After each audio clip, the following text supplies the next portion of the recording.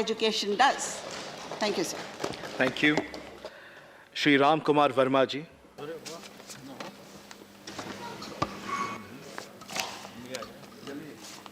माननीय उपसभापति जी, बहुत बहुत धन्यवाद।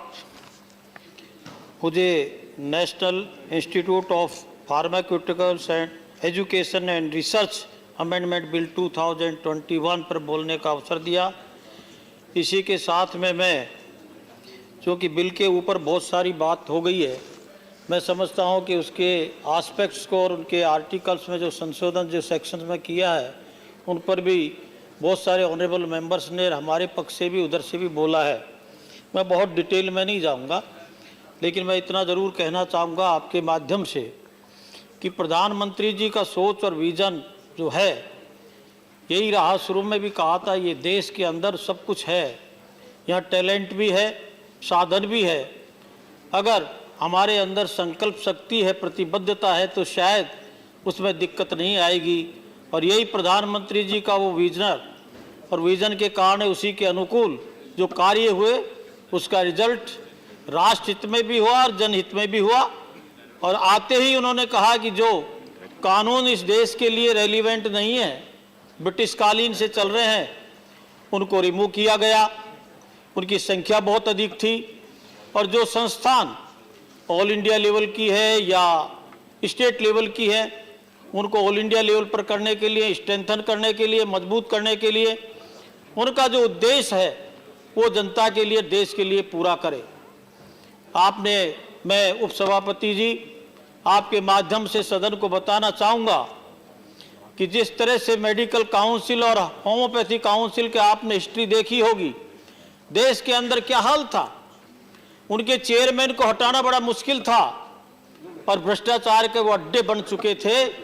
लेकिन माननीय नरेंद्र मोदी जी की प्रतिबद्धता की देश को संस्थाओं में हमारे जो कार्ड एक्ट बने हुए पहले के, उनमें संशोधन करते हुए उनमें किया और उसके लिए एक स्वच्छ परंपरा, पारदर्शिता और भ्रष्टाचार से मुक्त की व्यवस्था करी। उसी क्रम में मैं समझता हूं कि हर संस्था को उन्होंने प्रमोट किया, चाहे आईआईटीज हो, आईआईएम्स हो, चाहे हमारे मेडिकल क्षेत्र के अंदर एम्स और मेडिकल कॉलेज हो। देश के अंदर हेल्थ इंफ्रास्ट्रक्चर को, हेल्थ की सुविधाओं को, कि देश के लोगों को हेल्थ की सुविधाएं मिले, हर क्षेत्र में मिले, क्वांटिटी भी हो, क्वालिटी भी हो। और उसको मद्देनजर रखते हुए मैं समझता हूं कि उसी प्रधानमंत्री के विजन को देखते हमारे माननीय मंत्री महोदय, जिनके कार्य से आप भली भांति उपसभापति जी परिचित है, ये सदन भी परिचित है। आपको शिपिंग का जब हम देखेंगे, या हम कहेंगे कि उन्होंने किस तरह से लाइट हाउसेज को एक पर्यटक के रूप में बदला, मेहनत करी। उन्होंने एक संकल्प लिया था, प्रधानमंत्री जी ने कहा कि इनको सुधारना है। इसी तरह से मेडिकल क्षेत्र में उनके पास में रासायनिक और ये फर्टिलाइजर डिपार्टमेंट मंत्रालय था। जन औषधि केंद्र को मैं ज़्यादा आंकड़े इसलिए नहीं दूंगा कि ऑलरेडी कह चुके हैं, लेकिन जो मित्र बोल रहे थे, जन औषधि केंद्र पूर्व की सरकार में 300 से ज़्यादा नहीं बढ़े थे सर। और जेनेरिक जो हमारी मेडिसिन्स थी वो नाम मात्र की थी, मिलती नहीं थी। और पेटेंट जो की हुई दवाएं हमसे ज़्यादा कारगर नहीं थी। हमारे भी यहाँ फार्मा इंडस्ट्रीज हैं, लेकिन पेटेंट वाली का उपयोग करने के लिए आम व्यक्ति को भी बहुत कॉस्टली पड़ता था। माननीय नरेंद्र मोदी जी ने आपको आपके माध्यम से संज्ञान में मैं देना चाहूँगा, स्टेंट हो, चाहे वो नी का ट्रांसप्लांट हो, चाहे वो किसी तरह मेडिसिन हो, जन औषधि केंद्रों की हजारों की संख्या में 8-9 हज़ार का होना, बहुत कम समय में 300 से आगे नहीं बढ़ रहे थे।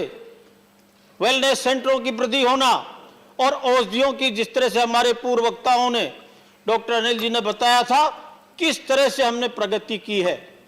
तो मैं कहता हूं कि आज फार्मा सेक्टर के अंदर हमारी इंडस्ट्रीज है, फार्मा के अंदर बहुत अच्छे कार्य करने वाले हैं, देश के अंदर टैलेंट है, देश के अंदर साधन सीमित हैं, लेकिन प्रतिबद्धता अगर होती है तो उसमें भी हम फार्मा इंडस्ट्री को और प्रमोट करते हुए आने वाले समय में जो ये इंस्टीट्यूशन, इसके अंदर बहुत बड़ा परिवर्तन नहीं है, छोटे परिसर से इतना ही किया गया कि जो हमारे एक हमारा ये नाइपर था, जो पंजाब के अंदर मोहाली में, उसके बाद में 2007-8 के अंदर 6 बने, अहमदाबाद, हाजीपुर, हैदराबाद, कोलकाता और गुवाहाटी और रायबरेली।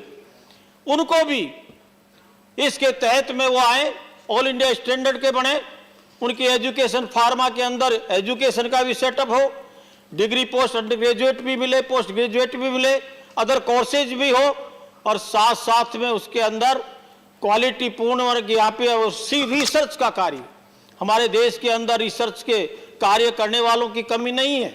यहाँ टैलेंट है, प्रतिभा है, लेकिन उस प्रतिभा को प्रोत्साहन देने के लिए नेतृत्व चाहिए। और मैं माननीय उपसभापति जी आपको बताना चाहता हूं, अभी अभी सांसदों ने, हमारे मेंबर्स ने भी बोला है, पूरा देश जानता है, पूरा विश्व जानता है कि साधनों के सीमित होते हुए भी महामारी के अंदर किस तरह से मुकाबला किया, और वैक्सीन के क्षेत्र में 126 और 28 करोड़ लोगों को वैक्सीनेटेड कर दिया गया। और आज हमारे पास में कोवैक्सीन की है जो हम विदेशों को भी भेज रहे हैं, और 2 तैयार भी हो रही हैं। और इसके बाद में हमारे मित्र कहते हैं कि हमारे शॉर्टेज है, कितनी भ्रांतियां फैलाई गई थी देश में, कोई ने क्या कहा, कोई ने क्या कहा, मैं कहूंगा तो सुनना भी उनको पसंद नहीं आएगा। मेरे राजस्थान की स्थिति में बताना चाहता हूं महोदय, आपके माध्यम से बताना नहीं चाहता था, लेकिन राजस्थान का वर्णन किया था अभी कि राजस्थान में हेल्थ सेक्टर बहुत तगड़ा है। तगड़ा ये था कि वैक्सीन वहां कचरे के ढेरों में मिली, लाखों की तादाद में मिली, और जो प्रधानमंत्री जी का सोच था कि मेरे देश के लोगों को, गरीबों को, सबको, करीब करीब 50 करोड़ लोगों को प्रधानमंत्री आयुष्मान योजना का लाभ मिले, उसके लाभ के लिए जो वहां पर किया, वहां स्कीम को लागू नहीं किया गया। भामाशाह योजना भारतीय जनता पार्टी की, उसको टाइम सब मेरे को बता देना। आपका समय खत्म हो रहा है, कृपया कंक्लूड करें। कितना? 10 मिनट का है ना मेरा? खत्म हो रहा है आपका समय, आपने खत्म कर लिया। नहीं, मेरे को 10 मिनट बताया।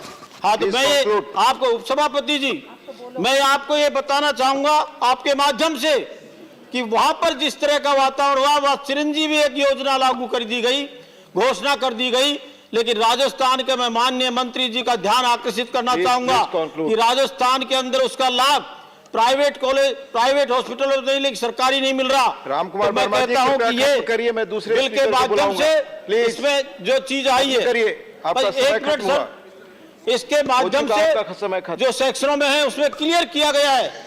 SC/ST की बात अभी करी थी साहब, एक मिनट। धन्यवाद। रिजर्वेशन के लिए प्रतिबद्धता है, और माननीय मंत्री जी से बात हुई है कि पहले से 2500-300 साल से यूनिवर्सिटियां थी, लेकिन उनकी स्थितियां क्या थी? बस मैं 1 मिनट में, 1 minute sir, please, I am concluding with 1 minute. 1 minute अधिक ले चुके हैं। तो मैं ये कहता हूं कि प्रधानमंत्री जी का नेतृत्व, देश को विश्वास, किसी के साथ, गरीब के लिए, भले के लिए, धन्यवाद, संस्था के द्वारा। धन्यवाद। और मैं कहता हूं कि ये 6-7 संस्था के अलावा और भी बढ़ेंगी, ऐसा मेरा मानना है। बहुत बहुत धन्यवाद। श्री कनक मेहला रविंद्र कुमार जी, श्री कनक